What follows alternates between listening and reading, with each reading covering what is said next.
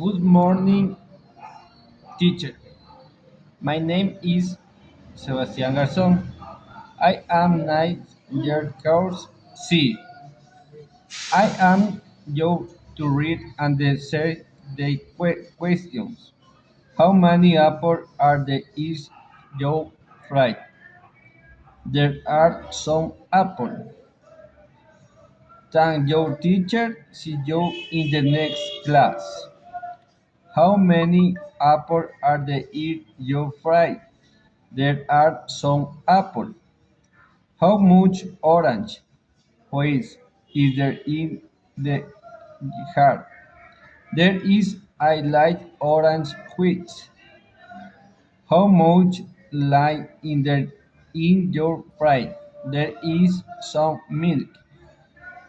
How many cards are there in your fry? There are some cards. How much salt is there in your fry? There is some soup. How many sounds are there in your fry? There are some sounds.